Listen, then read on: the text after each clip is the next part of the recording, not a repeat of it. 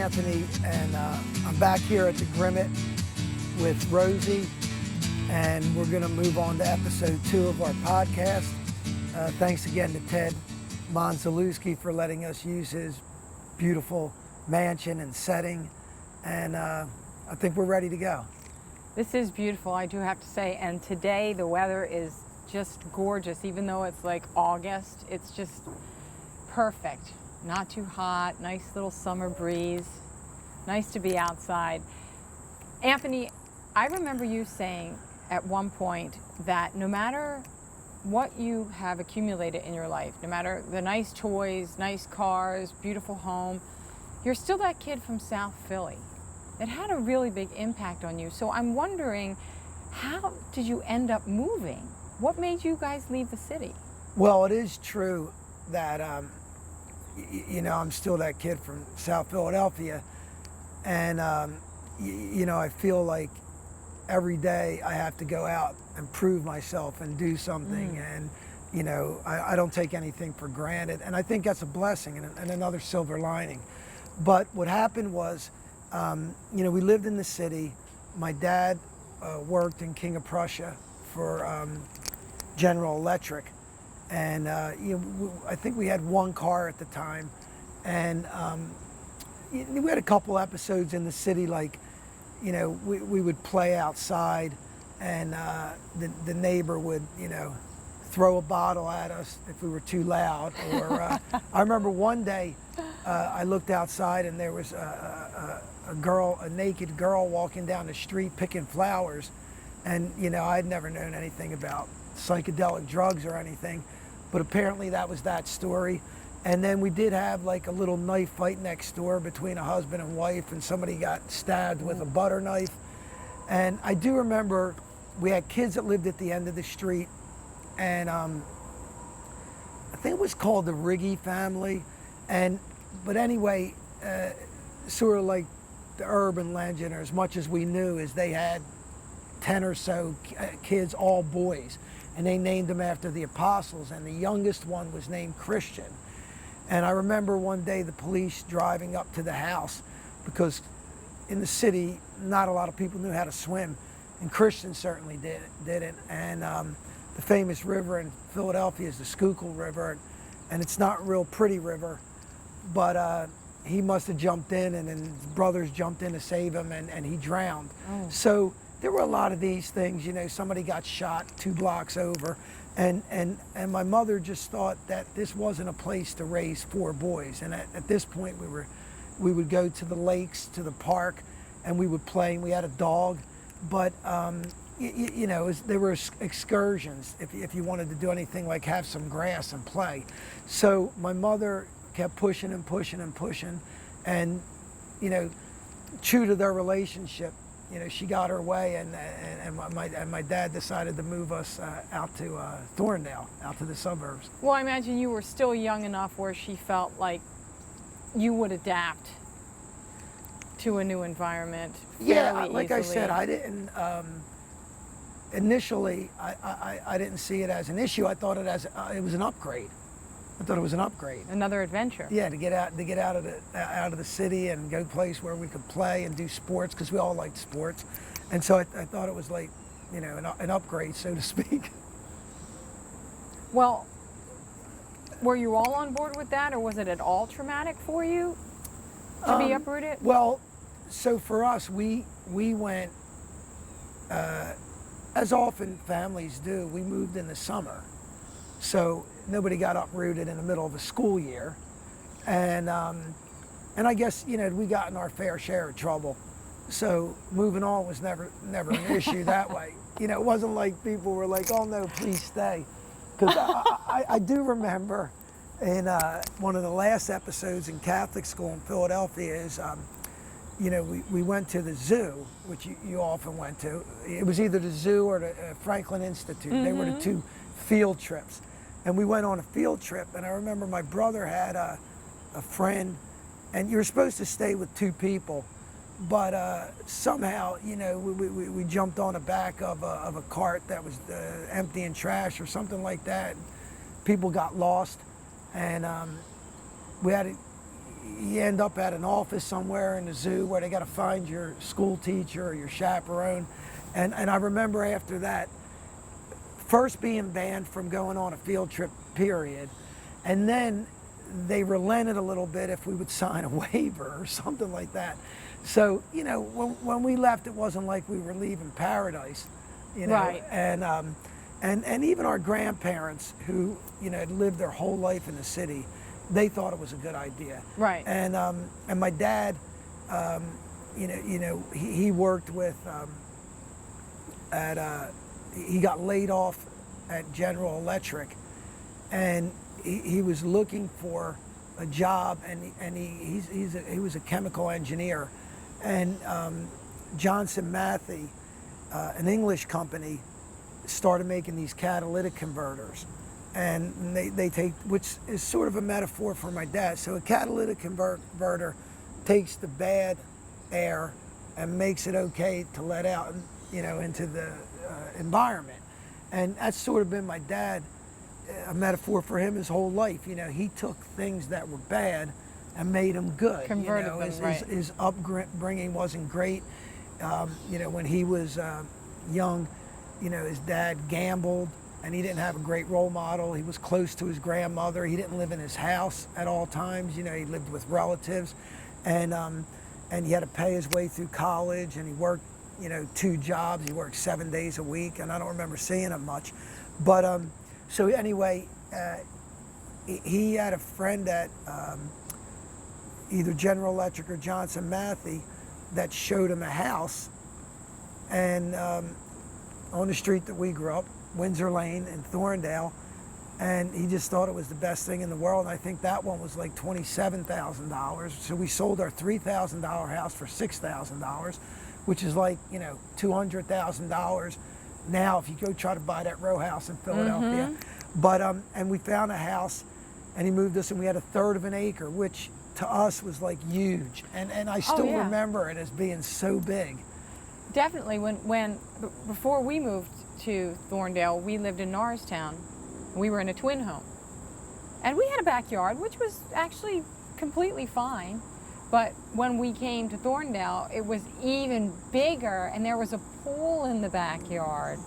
So we definitely felt like, you know, it was a step up. Yeah, you could play flag football in the backyard or whatever we did, tackle football or two-hand touch, and so we got to play, you know, sports again, and it was just so for the summer we moved in the summer, and for that first summer it was great. And then we had to go to school, and my parents still put us in Catholic school, so that's where we started at St. Joe's in Downingtown. Right. And you know, I have to say, for whatever reason, you know, we came to the school, you know, always sort of interested in girls and sports. You know, at that age, that was about it. And then, you know, but it didn't seem like, you know, the people that ran, the kids that were more important in the school, it didn't seem like they accepted us. I mean, it certainly seemed like it was a fight. And so we had that to begin with. We had the school, and we still had the nuns. Right. And we still had, there were a few more lay teachers. We had a Mrs. Butterfield who we really loved. And so I remember Mrs. Butterfield. She taught science. Is that what she And taught? she also used to sing. I don't know if she ran the choir. I can't remember. But I definitely, my sister hit it off with her. She was great. She used to come to our house for dinner, and so we started, and we got through like half a year. And at that point, I guess the previous kindergarten and 5 years at Catholic school, and now this half a year just kind of put us, you know, over the edge with the Catholic school stuff. I remember we had one situation where one of the nuns, one of our friends, Michael Ficca, had a little, one of the stems of his glasses was broken off. So, you know, you just wore them like that. and it had a little rough edge on it. And I remember he got hit for misbehaving, and like it cut into his head. and there was blood, and she had somebody rinse the blood out and like covered it up. And we were like, we're telling, you know, and all this kind of stuff. So there were those kind of incidents, and we were like, you know, maybe it's not the place for us. Although Right. Mrs. Butterfield we missed, and she came to the house, Aw. and she was crying. But then we moved on to public school. And Well, now I have a question because you said you played football, and you said there was an incident that happened at an event called Punt, Pass, and Kick. yeah, so one of the earliest recollections, probably was still in the summertime, is so Coatesville's the small town, Downingtown's the small town, Westchester, a little bit bigger town. And that was kind of the trifecta of the next 10 years of my life. Went to school in Downingtown at a Catholic school. I went to public school in Coatesville, and I went to college at Westchester. So I stayed in these three towns, and you know, one of the things was like in the city, I don't know, you seem to like know your way, what to do, what not to do. There seemed to be these unwritten rules that you could follow. So when we got to the suburbs, I just went and joined this Punt, Pass, and Kick. And explain what that is. So it's literally what it says. It's a national event that you win locally, regionally, and then you go on, and you know you can go to an NFL stadium for the final. And I loved football. Roger Staubach, hero. You're a Roger Staubach fan? That was my brother's favorite Yeah. player. He would run football pools in high school. And he was a Dallas fan because of Roger Staubach. And if, of course, Dallas didn't win, he wouldn't show up on a Monday. And my father was like, you got to face it. You got to go. Well, I have a lot in common with him because I'm a Dallas Cowboy fan too, and I'm a Roger Staubach fan, and I have all the same issues living in Philadelphia, being a Dallas Cowboy fan. But that's a whole nother story. But so the punt, pass, and kick, you would go, you know, you punted the ball for measurement, you threw it, and you kicked it. And I remember my little brother was there, and they took his cleat, some of the kids, you know. And again, we're from out of town. And, you know, it's different. I guess if you moved into a city, like New York, people are like, yeah, everybody's from somewhere else, right? But if you move into a small town, everybody's from the small town, and you're definitely the outsider. You know, you feel like an invader. And that's the way they treated us. So I remember, you know, twisting somebody's hand to get the shoe back. And then my mother wasn't there to pick us up, so we started walking down the street, and we got, you know, out of the jurisdiction of the punt, pass, and kick contest. And whoever the kid was that took his shoe went back and got his friends, and you know, they wanted to beat us up, and got into a little fight, and then my mother pulled up. But that would. Did she break it up? Well, we just Did kinda, she see it happening? We just kind of jumped in the car, and you know, got out of there, you know, as best you could. But it did send a message early on that, you know, we weren't going to be like accepted. And again, the way I would say today, I don't think that I'm, you know, a country boy. I don't think that I'm a city boy. I don't know if I belong in suburbia. I just feel like I don't fit in. The silver lining is I travel a lot, and wherever I go, I fit in. But in the places that I grew up, I don't really feel like. I go back to South Philadelphia, and I wouldn't say that, you know, I'm comfortable in South Philadelphia, that I can make a life there. Especially, you know, it's just different. The culture is different than it used to be, and it wasn't what I remember it. And then when I moved out to suburbia, you know, it was definitely different. It was very slow. It was, the people were different, and so. Well, this was like a through line, though, right? That followed you through Catholic school, you know, to St. Joe's, and then you said even in the neighborhood in Thorndale, you felt kind of on the outskirts. Yeah, in the neighborhood, I mean, you know, originally when my It was a know your mentality, I mean, know your place mentality. know your place, and so I always joke that the world didn't get the memo because I was raised in my house. I thought that's why I feel comfortable at this mansion, which is like a copy of William of Normandy. Like I always thought I was like Sir Lancelot or like some kind of like knight in shining armor. Prince. prints, and in the house, you know, like I would come downstairs, I drew, and if I drew a picture, everybody made a big deal out of it, and we danced, and you know, if I woke up, my parents would be like, you know, Anthony's awake. It's like a big deal. Then I went out into the world. They didn't get the memo, and they just started smacking me down, trying to tell me that I'm nobody. And I was like, well, wait a second. You know, it's much different in my house, and I expected to be that way out here. So that was definitely, you know, some culture shock there. And you know, even though I came back to my house to report the stories, I was always so supported in my house. And then my grandfather started coming up, and he would drive up, and we would wait for him because he was such a big deal. And we would count, you know, we'd figure out when he left, and we'd start looking for when he should have been showing up. And he came out, and he was like, what, you know, where the hell did you bring my grandkids? But then he ended up liking it a lot too. And yeah, and then the funny story about that is that pretty early on, we had a Sunday dinner because, you know, those are the kind of things that you did in Italian houses. Right. You had a dinner on Sunday, and at the end of the dinner, you watched sports, or you talked at the table, and maybe my grandfather would take a nap on the couch. Or this was the scene.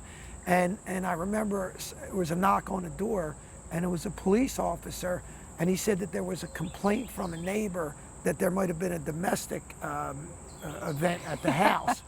And I was so embarrassed as a kid, you know, 10 years old, that my family was so loud at the dinner table that somebody called the police on us and said that they thought there was a problem when it was only our family. Was this in dinner. the summertime, or was it the dead of winter when everything was shut up and they still heard you? No, I think it was in the summertime. Okay, so everything was probably open and maybe they could hear it. The sound traveled. But you know, that was the way it was. So it was, the transition was a transition. You know, like I always say, it's like the Beverly Hillbillies.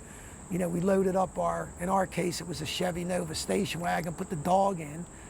My Uncle Jamesy, who I'm very close to, he helped us move, and we went, you know, and then it was a lot like the Beverly Hillbillies with the cement pond and that kind of stuff, because it was a lot different. But you seem to have fun in the neighborhood, though. I mean, you'd come over our house and play basketball. Well, that was nice too. We did get lucky with the neighborhood. We did get lucky with the neighborhood. We played with the kids, our street against the next street. Right, yeah. And I had, you know, nice neighbors with the Rosenblums and the Nabels and the Bakers. And the Bakers, yeah. And they were close, and I still remember so much about them. Mr. Rosenblum was a psychiatrist, and I always loved talking to him. My dad used to talk to him a lot. And the Nabels, they owned the dry cleaner. Yeah, and, Betty Bright. Betty Bright, and they actually, sponsored our baseball team. Right. We were Betty Bright, and we won one game the whole year. And it was like it was the last game. They didn't care though, because they were so supportive. I think they probably sponsored some of our basketball or softball teams when we played. And my dad used to coach us in softball, and Karen Abel would come up the street, the Morellis, and we'd all pile in the car. There'd be 4 of us in the back seat, you know, 4 or 5 of us in the back seat, no seatbelts, driving to practice in the summertime. It was a lot of fun. Yeah, no, it was a great neighborhood. We had a boy that was deaf, that was a great receiver, and I was a quarterback, and we used to have to give the hand signals, and he would play with us. And I have a lot of good memories, and you know, I did have some accidents. I was just going to ask you about that. You mentioned the Nabels. Now, there was another incident with you. Yeah, so, you know, and Karen Abel, I still stay in touch with today. She's great.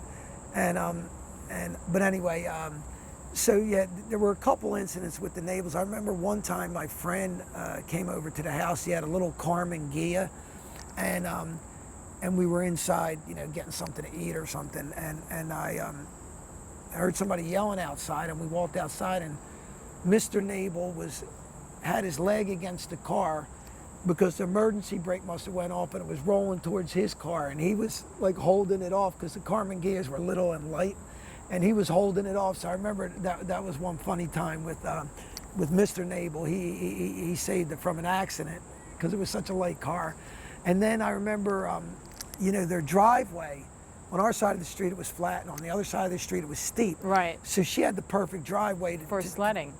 for anything, and we like driving a wagon down it. Like, but the wagon didn't have, you know, whatever those red ones were called, they didn't have much of a steering. No. And she said, don't go down the driveway. But, you know, she had to go to work, and, you know, sometimes nobody was there. She couldn't police you all the time. Yeah. And I went down the driveway, and sure enough, at the last second, that stupid steering like went right toward the mailbox.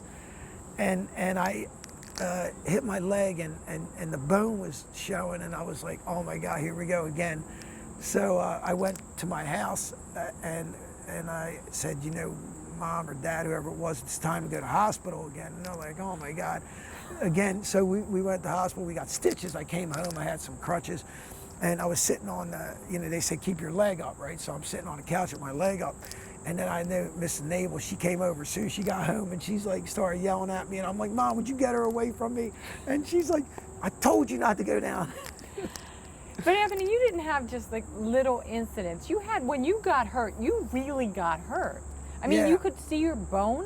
Yeah, reckless would be a good word. Wow. It was pretty reckless, but like I said, when I had kids now, I understand what my parents I'm went sure. through. So I understand that when you made the move to the public school, that there was still this kind of, you were a good student, right? Well, we went to North Brandywine, and we had a test. They had something called 6'1", 6'2", 6'3", and being a twin, at the time we wanted to sort of separate a little bit, not be in the same class. And that was fun too, because we could switch class and, you know, trick people. But the thing was, you know, we took a test. I think my brother got 0 wrong. I might have got 1 wrong, so he went to 6'1", I went to 6'2". And that was another thing, because our parents were so educated. They did raise us to make our own decisions, a lot of them bad, but we were bright, and so we were always in like the top classes. And then my grandmother, being a seamstress at the time, now we're talking about like 1971, and people had bell bottoms, and she would make all our pants that we had bell bottoms. So now, you know, I probably have the same outfit on as I had when I was 1972, similar. And so, you know, we come in there, two of us to start with, long hair, and we go into a school that wasn't ready for us. And not only were the teachers weren't ready, the kids weren't ready. And, you know, so again, and I think, you know, this might be a big theme, is there was a little bit of boredom. When we were at Catholic school, and when I was younger, we were always driven to excel at school. And it was always important, education in our house. And when I got to public school, I thought it was so slow. I mean, even with Mrs. Butterfield, they had something called ILS, Individualized Learning System. I remember that, yeah. And I just blew it out of the way. Just do everything as fast as you can, which is what I enjoy. So you could play, yeah. Yeah, so you have free time. And they like to drag it out, and it went a little bit slower.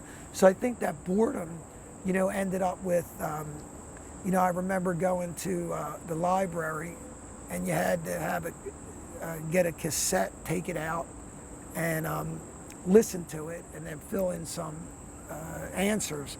And so I would bring my own cassette in. I remember David Bowie's Space Oddity, and I would get you know, you'd have 40 minutes. I'd spend the whole period in the library, but only 10 minutes doing the work, and like, you know, 30 minutes listening to David Bowie.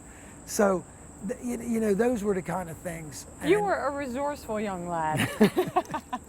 But how to make it fun, and to, you know, to be like fair, I did get support in my house. Like if I came home and told my dad, you know, what kind of shenanigans I was getting in at school, it wasn't like he reprimanded me. He thought they were funny. And again, this is a guy that, I often say this about my dad, I think he broke the law one time that I know of. We were all driving to Atlantic City, and he was going too fast, and they pulled him over, and he apologized and thanked the police officer for pulling him over because he'd been listening to music and he wasn't paying attention.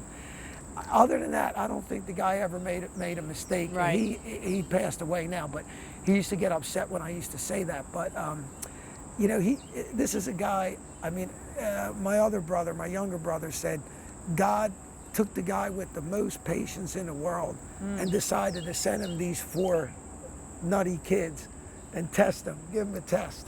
And that's pretty much what it came down to. But he supported us, and so did my mom. It sounds like he handled it very well, both of your parents. Yeah, he You didn't know, overreact. They didn't overreact, and they were really, you know, just so proud of you all the time.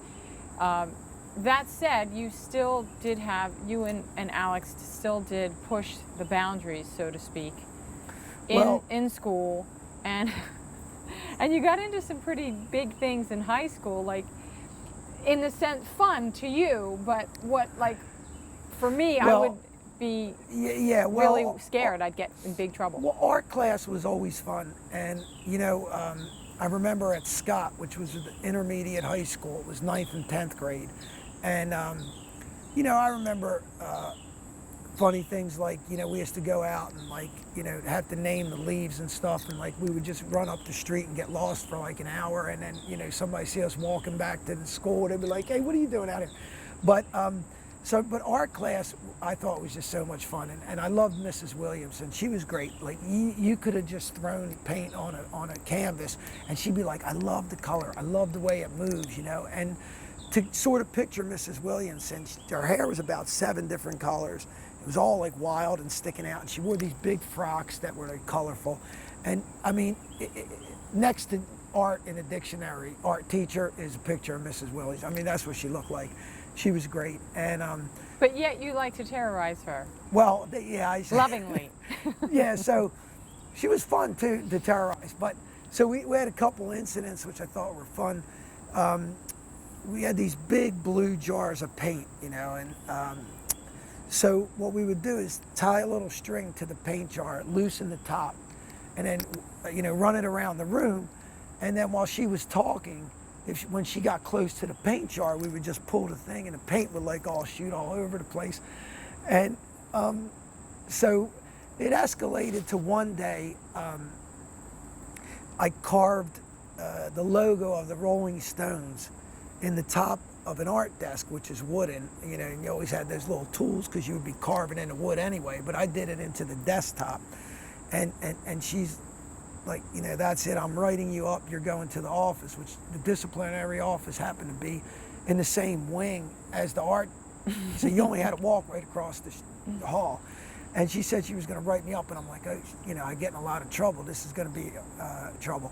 So she went into her office to get the slip to write, and we closed the door and put a chair against the door so she couldn't get out right away. And there were 2 art rooms, so we took the table into the other art room, got a clean table and brought it back, opened the door, and she came busting out. And we're like, look, there's nothing on that table, you can't write me up. So she was looking, she's like, I don't know what you did with that, but I know it. So she wrote me up anyway, and we went, and my parents had to come in the next day, and both my parents were working at the time. And no one thought to check? She didn't hear any skirmishing of No, furniture? she didn't even check the other art. I know, that was like luck. Well, another theme is I am pretty lucky, but so with all these accidents and everything else. But she, so the disciplinarian must have did some kind of investigation, and in the meantime, called my parents to come into school, and this would have been like the first formal time that my parents came to the school, because when we went to Catholic school, my mom was always in the school a lot, so they didn't have to go far to find her, but they had to go, and she had to take off work, my dad had to take off work. And I remember sitting there, and the disciplinarian said that he did an investigation, and he wanted to apologize because the other kids in the class said that I didn't do anything, and I was like, that's crazy, you know, I couldn't believe it, right? Yeah, you're finally getting backed up, And so my mom, and totally untrue, and my mom started going nuts, and I was like, hey Mom, be quiet, man, we'll get out of here. And my mom was like, you made me come in, and the guy was like, what do you want, a pound of flesh? And I'm like, Mom, let's get out of here. So, and I never did own up to that. And the only reason I didn't own up to it to my parents is I would readily tell them stories, and I didn't hide anything from my parents. But I did feel bad, you know, that I put them through so much, because it wasn't really. My mom used to say, Anthony, there's one common denominator in all these stories. And she goes, you may have to look in a mirror once in a while.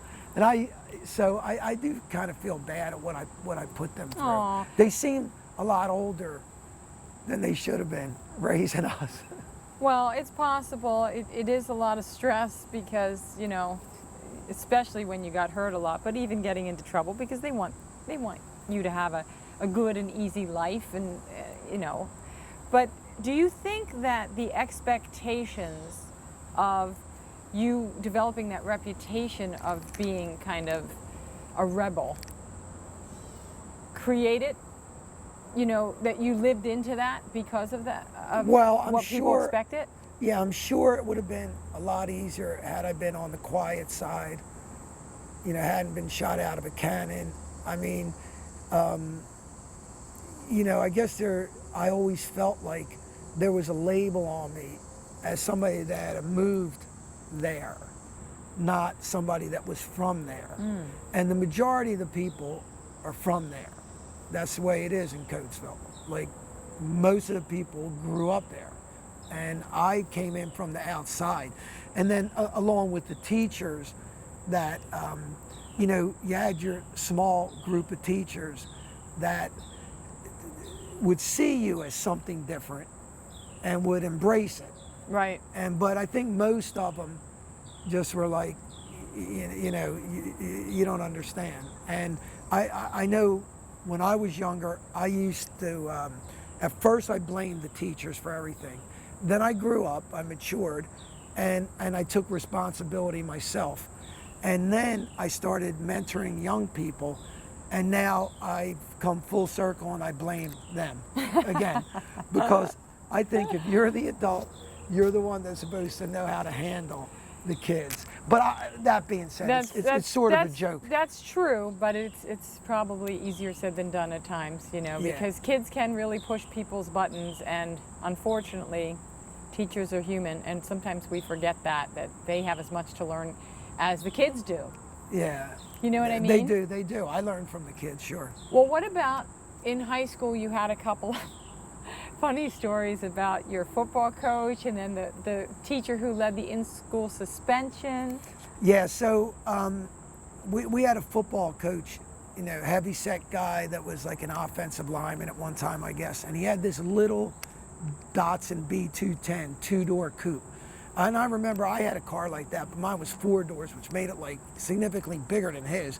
And I don't know how he got into it. It had 2 seats, and it had a little stick shift in the middle. So, you know, he was always like yelling at us to run laps and do extra things. And we thought, well, we'd teach him a lesson. And the stadium, you know, wall on the outside was, you know, high stadium wall. And we picked up his car on the driver's side. We just moved it up against the stadium. So, and then hid while we watched him try to get in from the passenger side and get over a stick shift with his frame. And I just thought that was like pretty hilarious. Well, And- that was kind of innocent fun. That no one got hurt by that. Yeah, I mean, I never, malicious is, I was never malicious. I never was malicious. I always had a respect for elders. Right. I had a respect for women. And, you know, basically, if you like me, I like you. And I only really like defending myself against people Right. that attacked me. Sure. So I thought, you know, that was, everything was fair, and I didn't think that I was hurting anybody. But we did have, you know, I did get in trouble often. So they had something called in-school suspension, which I always liked the full suspension, because the full You could suspension, stay home. you stay home, do whatever you want. But the in-school suspension, you had to go and then sit in a class and do nothing. And you know, going to in-school suspension in Coatesville was like, you know, there was sort of like an urban legend to it, because I don't know if the teacher taught a class or that was just his job, in school suspension. But the only story that we knew about him is that we knew two things about him. One was he was in the Army and he had a bullet shot through his cheek, so he had a hole there, and which made him scary enough. And then he lived in the country, and there was a story that his kids were at a bus stop with their friends, and a horse came up. Somebody came on horseback, just down the road, and bumped into one of the kids, and he punched the horse and killed it. So between getting shot in the face and killing a horse, like, he wasn't a guy to mess with. And like, believe me, like, I was rebellious, loved getting in trouble, but he wasn't the guy to mess with. And they also had these big, like, pencils that were about the size of 2x4s, and if you did anything in that class, like, he'd like whip one at your head or something like that. So he wasn't to be messed with. And so we thought, how can we get to this guy? Because you can't attack him head on, because you'll be in trouble, and then they'll add an extra day to the in-school suspension. Well, he had a little yellow Volkswagen, and I don't know, like, nowadays it's different. You can't go near a car without an alarm going off, but in the old days, you'd be able to, like, get into a car no problem. But we didn't have the key, so the steering wheel was locked. So what we had to do was, and you could turn it a little bit, but it only got a little angle. So what we did is we picked it up out of the parking lot. Luckily, he parked at the edge of the parking lot. You lifted the car Yeah, up. we lifted the car, put it up on a thing. How many of So you? a couple, 3 people maybe.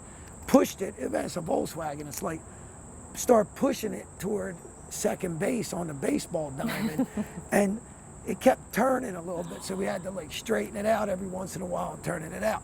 But then, the punchline was when we did early in the morning when we had to report the in-school suspension, and we're sitting in the class, and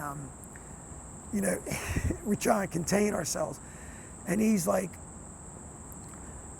look out the window, he's like, "Hey, who put my car out on second base?" And we were like dying laughing. So all that for, one thing, and I thought that was pretty clever. It was very clever, and the payoff was worth it for you. I'm not sure how he felt about it, but that is a funny story. What was it like? Because, as I said before, some people might not know that you do have a twin brother. Of course, Alex, and then of course there's Alan and Adam. And what was it like to be a twin? And what's the best and the worst part of being a twin? So obviously with everything else in life, there's pros and cons. I mean, I personally feel blessed that I was a twin, and you always have somebody, and the only thing that I think about is that even though you come in together, you don't necessarily go out together, and that could be a little dicey. Maybe not if you're the one that goes, but the one that stays. Right. And somebody gave me a twin book, and they had all these stories about twins in them, and they had this one guy was 75 years old, and he said, "I communicate with my twin every day. I talk to him every day, and he's always with me." And he said, but he passed away. And they said, "Well, when did he pass away?" And he said, 40 years ago.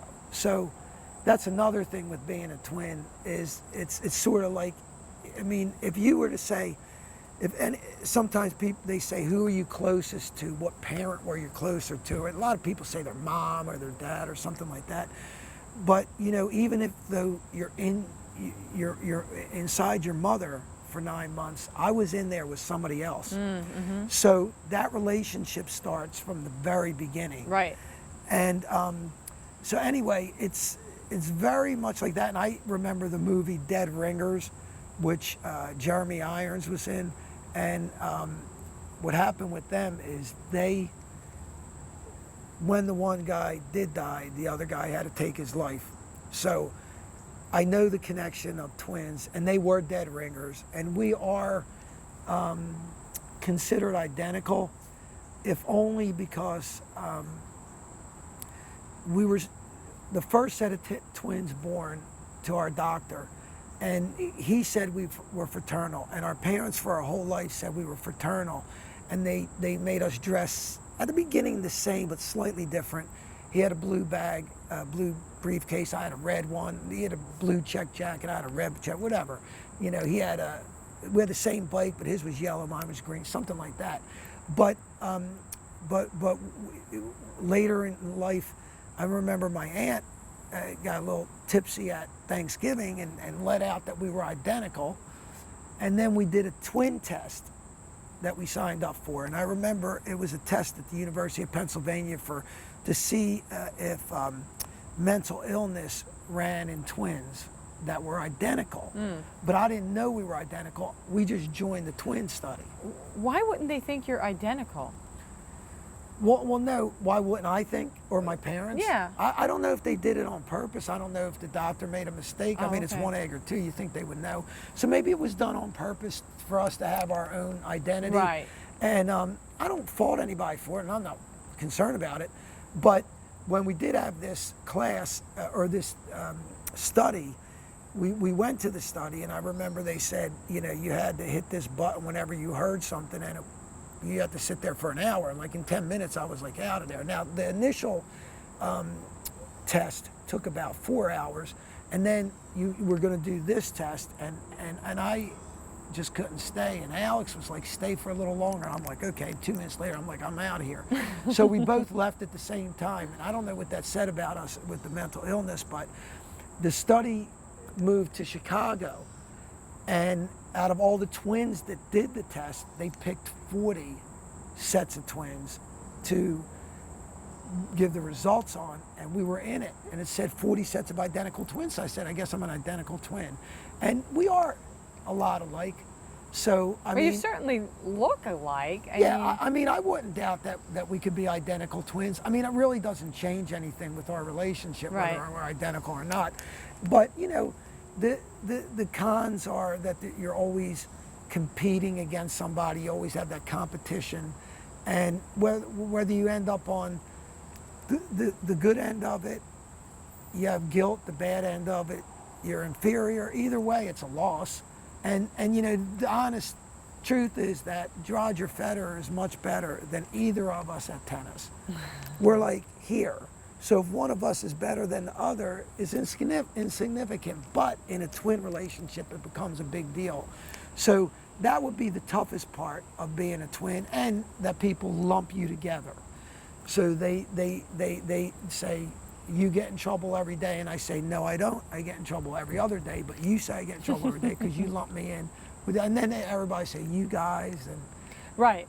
so Right. so you get lumped together. Did you ever do a switcheroo on a date? No, I think because Alex and I both think that we're like, you know, princes or like, so like we never had the kind of ego that we would want to switch. And we do have, I think, a little difference in taste with women. So I don't know. I mean, we never went there. We did do it one time in class, but the kids told on us, so we didn't get very far with that. Yeah, and you know, we do have a secret twin language and all that kind of stuff. Oh, really? Well, I mean, you can. Sometimes you feel like you don't have to talk because the other guy knows what you're going to say. Okay. So, and then I always make fun of people like would ask us about, and I'll be like, yeah, so we both did this, we both did this, we both did this, and both our wives are named Betsy. And they're like, really? And I'm like, nah, that's not true. But there are a lot of things that are true. And then I think the biggest thing on the pro side of it, and this is one that you don't hear. By the way, at Coatesville, our senior class was in the newspaper. We had 13 sets of twins. Really? Yeah. Is that a record? I mean, they made a big deal out of it, and I remember the article in the my paper. goodness. So that was interesting that we had that many. And and also, Alex is left-handed, so we're actually identical mirror twins. So twins are 3% of the population. Identical twins are 1%, and a third of 1% are identical mirror twins. Oh, wow. So, you know, you always want to be special. So you are special. Right? After all. So we're a small percentage. We're like a unicorn or something. Elite. Yeah. So anyway, but I think on the biggest positive about being a twin is the power of two. Because no matter what, and I relate this story, you know, people they don't want to go against two because everybody knows they're on their own in the world. Okay, and you know, unless you're like in authority and you have a gang or something like that. But if you're by yourself and you want to come after me, you might have to deal with two of us and vice versa. And regardless of what we're going through in our relationship, we're certainly going to stand up for each other first. So, like, I tell this story about going to Prince Albert Hall in London, and we had fairly good seats right in the first level, first row, but we were going to a Ray Davies concert, and you know, we knew him, but we just showed up in London, and he wasn't going to give us a seat, and we went down to the front. And we had a friend that lived in England that moved from here, and he was with us. So there's three of us, and we're right in the front. And somebody comes to take their seat, so they say, "You got to go." So we get up. Our friend from London, he keeps walking, and we turn around and say, "We're not going to go." And the security guard, you know, gave up because he couldn't fight two of us. We were both going at him. Hey, no, we're not going anywhere. But from the stage, Ray Davies said they can sit right next to the speaker, so he let us stay. So then we were home free. But it is, people are fascinated with twins. People are fascinated with the way we look alike. We go to Jamaica. You would think they never had a twin in Jamaica. It's elite status right out of the gate. So there's a lot of good things, I think, overwhelmingly more positive than negative. Well, here's the last question I want to ask you today. With all the adventures you've had, with all the skirmishes in school, with the discipline issues, or the, you know, the having fun, acting out, whatever you want to call it, rebelling. If you could go back and have a do-over, would you do it differently? I know a lot of people answer that question, especially if they're happy where they are, which I am. They would say, well, I needed all those experience to get to this point. So no, they have no regrets. And I actually have regrets in different categories. But so if I had the chance to do it over again, I would do a lot of things differently. A lot of things that I did that put me behind the eight ball, that took years of my life to battle out from behind and get back to even, I would definitely do things differently. Well, you're living into your life philosophy, so that's awesome. So next week, what do you say we talk some tennis? I think it's about time. Thanks, Rachel. My pleasure. Thank you.